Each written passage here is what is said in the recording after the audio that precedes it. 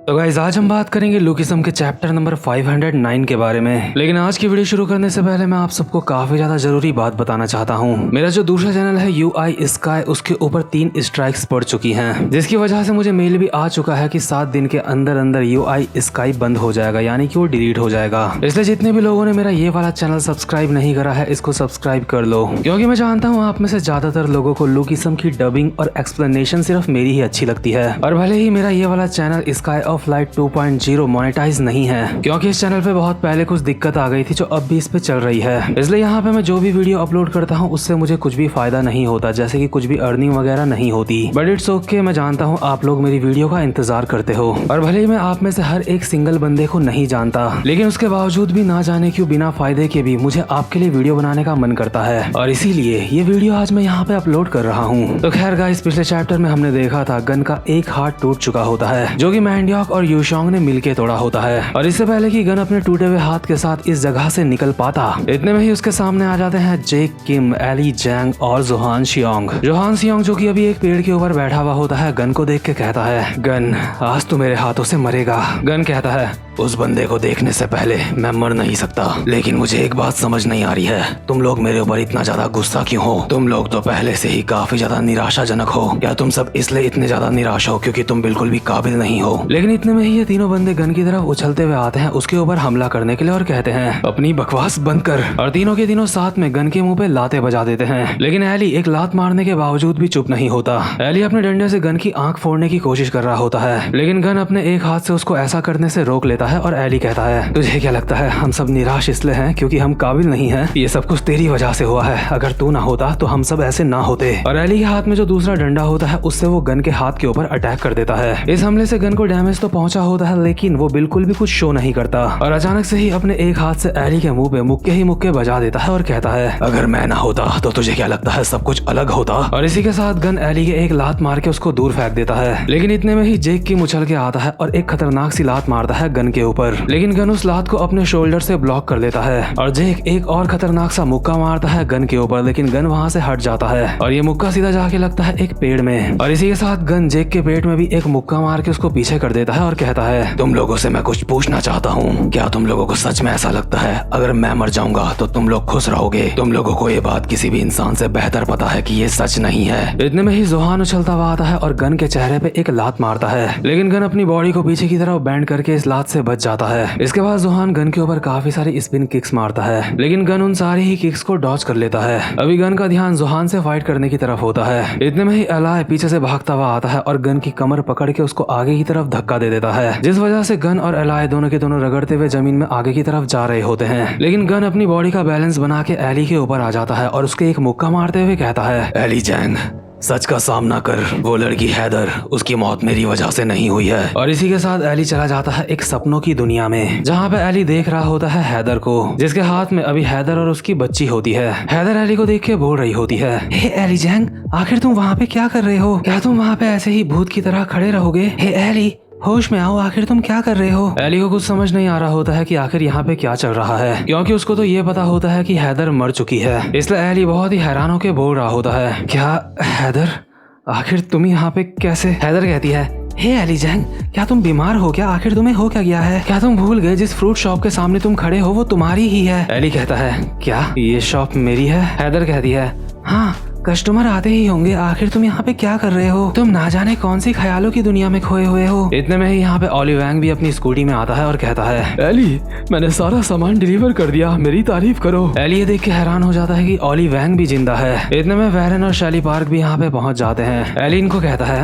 Warren, शैली, आखिर तुम लोग कहाँ थे? शैली कहती है, हम तुम्हारे स्टोर का प्रमोशन करने गए थे। लेकिन इस बात के ऊपर किसी को भी यकीन नहीं आ रहा होता, सबको लग रहा होता है वैरन और शैली डेट पे गए थे। वहीं डेरेक और मैक्स भी यहीं पे मौजूद होते हैं, जो अभी स्टोर का भारी भारी सामान उठा रहे होते हैं। और ये लोग भी एली से पूछ रहे होते हैं कि हे बिग डैडी, आखिर तुम इतने ज्यादा हैरान क्यों लग रहे हो? इतने में ही एमी और नेटली भी स्कूल से वापस आ जाते हैं और आते ही साथ एली को कहते हैं, हम स्कूल से वापस आ गए, क्या हम कुछ मदद करें? अभी यहाँ पे सब कुछ काफी ज्यादा अच्छा लग रहा होता है, सारे के सारे लोग काफी ज्यादा खुश होते हैं और एली ने इस तरह की जिंदगी सिर्फ अपने सपनों में ही इमेजिन करी थी। इसलिए अभी जब एली अपने सामने ये सब कुछ देख रहा होता है, उसके चेहरे में एक स्माइल आ जाती है। अभी एली के परिवार के सारे लोग उससे बात कर रहे होते हैं। ओलिवैंग चाह रहा होता है कि एली उसकी तारीफ करे और सारे के सारे एली के अगल बगल खड़े होकर उससे बोल रहे होते हैं कि थोड़ी देर पहले तुम कौन से ख्यालों में खो गए थे। अभी एली को ऐसा लगने लगता है जैसे उसका ये सपना सच है, इसलिए वो अपने मन में बोल रहा होता है, तो अब तक मेरे साथ जो कुछ भी बुरा हो रहा था वो सब एक बुरा सपना था।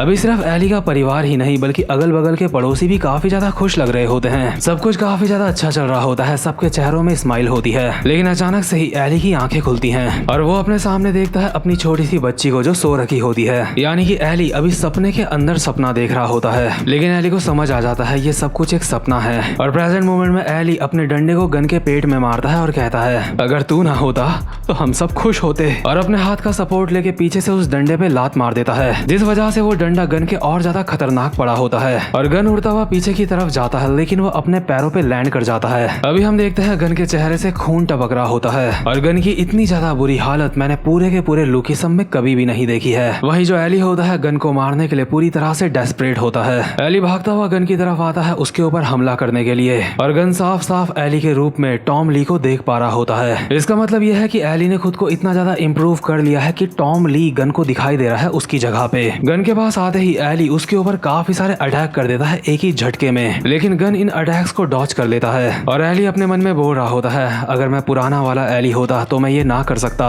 लेकिन इस बार मैं ये करके दिखाऊंगा, मैं हारूंगा नहीं। और एली लगातार बिल्कुल टॉम ली के स्टाइल में गन के ऊपर अपने पंजों से हमले कर रहा होता है और ये सारे के सारे अटैक्स काफी ज्यादा जानलेवा होते हैं। जैसे ही गन अपने एक हाथ से एली के अटैक्स को ब्लॉक करने की कोशिश करता है, लेकिन इतने में ही एली अपने पंजे से गन का हाथ ही काट देता है। गन की रिस्ट में अभी 3 जगह गहरे कट्स लग चुके होते हैं और इसी के साथ एली एक और खतरनाक सा पंजा मारता है गन की छाती में, लेकिन गन दोबारा से अपना हाथ बीच में ले आता है और दोबारा से उसके 3 कट्स और ज्यादा गहरे हो जाते हैं। अभी गन को बहुत ज्यादा तगड़ा डैमेज पहुंचा होता है और इससे पहले कि वो खुद को संभाल पाता, जेक पीछे से आके उछल के गन की कमर पे एक घुटना मारता है, लेकिन गन जेक को एक कोहनी मार के पीछे फेंक देता है। इतने में ही एली का डंडा उड़ता हुआ आता है गन की तरफ, लेकिन गन अपने एक हाथ से उसके दोनों डंडों को उड़ा के फेंक देता है। लेकिन ये डंडे फेंकना तो सिर्फ एक चाल होती है। इन डंडों के बाद एली खुद बहुत ही स्पीड में गन की तरफ आता है और अपने दोनों हाथों से एक बहुत ही ज्यादा जानलेवा हमला करता है गन के ऊपर, जिससे एली के हाथ पूरी तरह से खून से सन जाते हैं और गन की कमर के साइड में अभी 3 बहुत ही गहरे जख्म हो चुके होते हैं। गन इन जख्मों को देख के बोल रहा होता है, ये चोट काफी ज्यादा गहरी है। इतने में ही जेक सामने से उछलता हुआ आता है और एक मुक्का मारता है गन के चेहरे में। गन जेक का ये मुक्का खाने के बावजूद भी कहता है, जेक किम, पहले तूने मुझसे कहा था बिग डील को बचाने के लिए, और अब तू मेरी पीठ पीछे वार कर रहा है। क्या यही है तुम्हारा सो कॉल्ड रोमांटिज्म जो तुम लोग हमेशा बिग डील के बारे में बोलते रहते हो? जेक कहता है, बिग डील जैसी थी अब भी वैसी ही है, वो बदली नहीं है, लेकिन इस वक्त तुझसे फाइट करते हुए मैं बिग डील का मेंबर नहीं हूँ। मैं हूँ जेक किम, जो कि यहाँ पे गन से बदला लेने के लिए आया है। गन, मुझे इस दिन का बहुत लंबे समय से इंतजार था। इसके बाद हम जेक की लाइफ का एक पुराना सीन देखते हैं जहाँ पे शीनू हान जेक को बोल रहा होता है, जेक, क्या तू सच में गन से फाइट करने की सोच रहा है? चीजें अब वापस से वैसी हो चुकी हैं जैसे वो पहले हुआ करती थी। क्या इसके बावजूद भी तुझे ऐसा लगता है कि तुझे गन से बदला लेना चाहिए? जेक कहता है, शीनू, तुम गलत नहीं बोल रहे हो, तुम्हारा कहना सही है, अब बदला लेने से कोई भी फायदा नहीं है, लेकिन नहीं, चाहे कुछ भी हो, मुझे गन को हराना होगा, क्योंकि अगर मैंने ऐसा नहीं करा तो मैं हमेशा के लिए अतीत में फंस के रह जाऊंगा। मुझे याद है मैं पास्ट में खुद को कितना ज्यादा असहाय महसूस कर रहा था। उस वक्त मैं खुद को बहुत ज्यादा लाचार महसूस कर रहा था और यहाँ पे बात सिर्फ इतनी सी है कि एक इंसान दूसरे इंसान से बदला लेना चाहता है। ये मेरा अपना बदला है, इसलिए मैं बिग डील को इसमें इन्वॉल्व नहीं करना चाहता।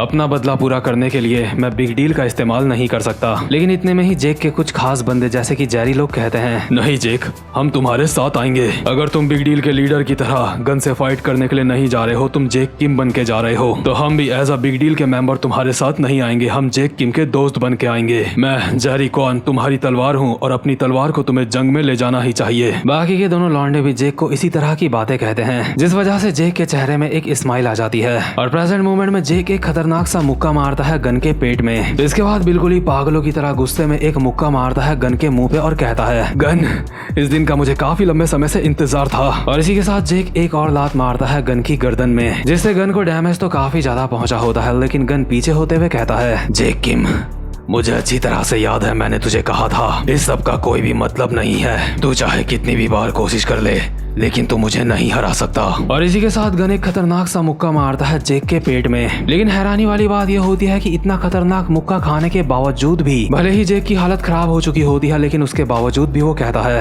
एडवाइस देने के लिए तेरा बहुत बहुत शुक्रिया, लेकिन इस बार मैं तुझे हरा के रहूंगा। और जेक अपना पूरा दम लगा के गन के ऊपर एक मुक्का मारने के लिए आता है। और अभी हम देख सकते हैं जेक के पीछे हमें उसके फादर भी दिखाई दे रहे होते हैं। और इसका मतलब यह है कि जेक अभी काफी ज्यादा सीरियस है और अभी अपनी इसी सीरियसनेस और डेडिकेशन के साथ जेक एक खतरनाक सा मुक्का मारता है गन के पेट में। और ये वाला मुक्का गन के बहुत ही ज्यादा जबरदस्त पड़ा होता है और शायद ये मुक्का एक गेम चेंजर भी हो सकता है। यानी कि अगर जेक लोग जीतते हैं तो इस मुक्के का उसमें काफी ज्यादा बड़ा हाथ होगा, साथ ही साथ में एली जैंग के जानलेवा हमलों का भी। और गन के जैसे ये खतरनाक अटैक पड़ता है इतने में ही एली जैंग इस चांदनी रात में उछलता हुआ आता है गन के ऊपर हमला करने के लिए। लेकिन गन अभी काफी ज्यादा फ्रस्ट्रेट हो चुका होता है और एली जैंग का सर पकड़ के जेक किम के सर पे मार के इन दोनों को जमीन में चिपका देता है। इसके बाद इन दोनों के सर पे खतरनाक सी कोहनी मार के इनको जमीन में और ज्यादा अंदर की तरफ चिपका देता है। जेक किम और एली का भी इतना खतरनाक अटैक तो पड़ा होता है कि वो कुछ देर तक उठ नहीं पाएंगे। इन दोनों को जमीन में लेटाने के बाद हम देखते हैं गन अभी हाँफ रहा होता है और इतने में ही गन के सामने से चलता हुआ आता है जोहान शियोंग।